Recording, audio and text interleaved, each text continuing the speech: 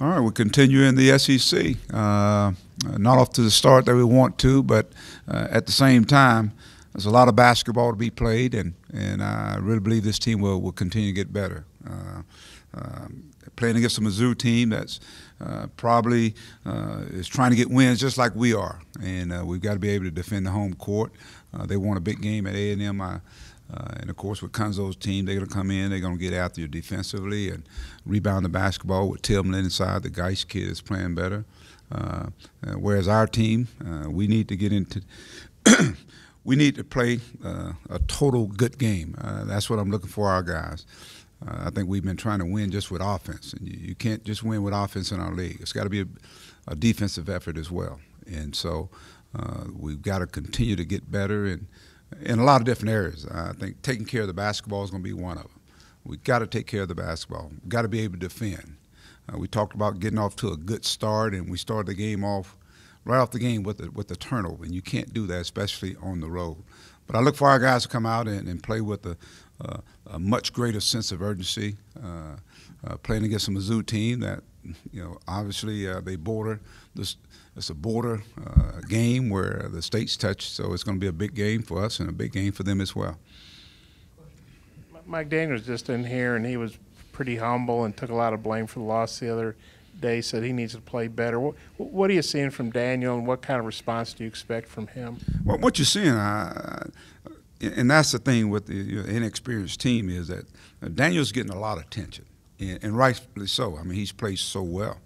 And as that attention, 2 and 3 people around, our spacing hasn't been the greatest. If our spacing is good enough, then you're going to see those guys kind of be the recipients of some good passes for him. But they're coming at him. They're saying, hey, them other guys are going to have to beat you. And so our other guys are going to have to step up and make shots and finish off plays and take care of the basketball. I think he's giving us everything he can.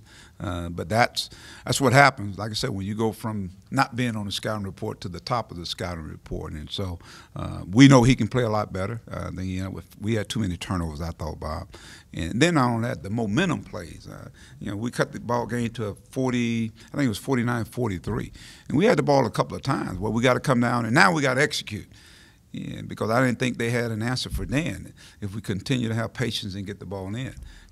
But I thought we sped up and played too fast. And then, of course, Ole Miss took advantage of that. But I think with Dan, we got to continue to he's got to be the centerpiece. He's got to be able to touch the ball, even if he don't shoot it. I think he's a willing passer. He's not a black hole. And those other guys got to be able to play off of him. And that, to me, is the execution part that we've got to get better at. Like Chaney in both starts doesn't play nearly as well as off the bench. What do you do with that other forward spot? Well, we just got to keep trying it. Keep trying it, whether it be him or even Gabe. We saw Gabe come in the second half, and I thought Gabe gave us an attacking forward. I thought he was really active, trying to get the ball inside to Daniel on the glass. We just got to keep brother-in-law in it, I think, with those guys. Yeah, like you said, you guys have been trying to win with just offense, and Daniel said the defense has not been good. They've just kind of been giving baskets. How do you guys fix that, and are you confident you can fix it? Yeah, I think we can. I think we can fix it. I think it's a matter of getting all the guys on the same page. You got to talk on defense. Our defense is geared toward putting pressure on people, and I think we've been just letting people run their offense. I really, really have. I think we kind of been playing on our heels, but we've got to be a little bit more aggressive. And, we got to be able to be in rotation. Some things penetration is going to take place. We got to be able to fix it. I mean, in the first half, they got like maybe 3 or 4 screen rows, and so the offside helped. Where guys are hugging the mans on the offside. That's got to be a lot better, and we've been better throughout the year. So again, I just think it's a wake up call for our guys, because our defense again is what we got to hang our hats on. And then as your defense picks up, then I think it takes you to another level on offense as well. I guess in your 8 years, you'd never lost more than 3 in a row. Just kind of, 1, how do you handle it? And 2, how do you kind of convince a team they're not in like a free fall where it just keeps happening? Well, I've talked about patience throughout this year, Nate, and even as we played, in the Ole Miss game, we didn't shoot the ball well. And then, of course, now it just trickles down into your defensive side.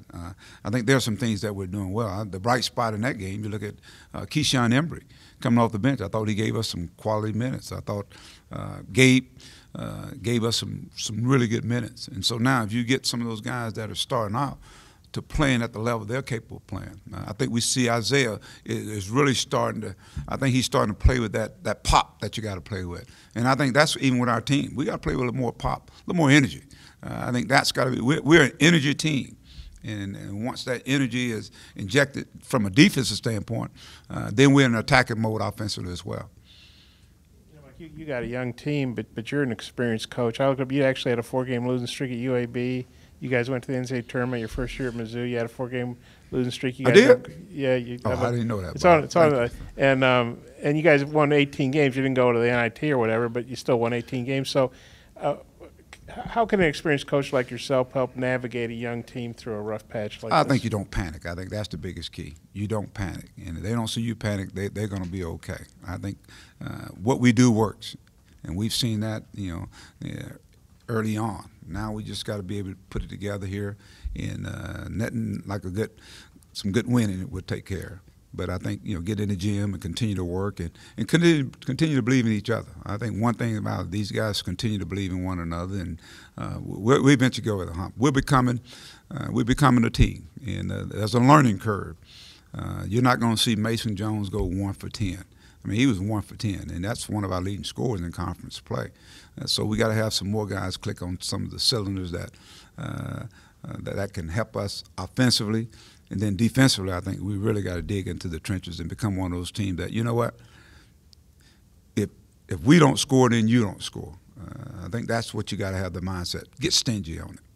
With Mizzou, they lost Jonte Porter before the season. How do you think they've adjusted to playing without him? And I know the family. Just kind of what are your thoughts on him, not being able to play this year? Obviously, when it took place, obviously my thoughts and prayers were with him and his family. You think about Michael, Jonte, and a great family. But at the same time, I think Konzo, you got to play with the hand that you dealt with. And so, with that being said, you got to formulate and create that to be that team that you got this year. And I think he got some young guys that are pretty good, and very much like us.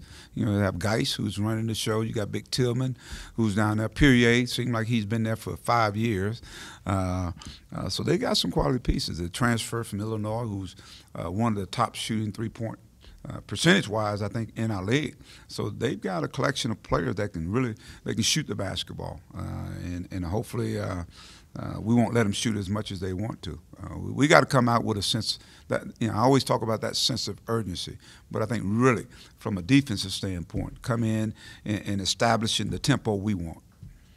They're the top three-point shooting team in the league. What kind of pressure does that put on your perimeter defense? How big a key will that be Wednesday night? I think what's got to be important, we got to be there on the shot. We got to be there when they catch it, when they catch the ball and ready to shoot, make them drivers and make them penetrate and be in rotation where we get out there. And they're going to make some shots.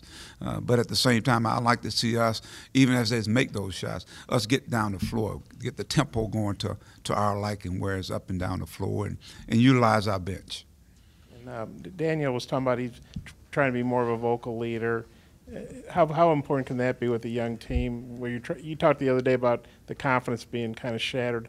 How can a guy like Daniel help his teammates regain their confidence? Well, I think that's important. I mean, we had a function this morning, and it was good to see them out there with the kids. Martin Luther King celebration over at the Hyper. It was the Dreamers. I think it's called Dreamers, and our guys they all were there. And it's amazing how, them just being in that setting and just bonding, making it a great event for the kids that are there.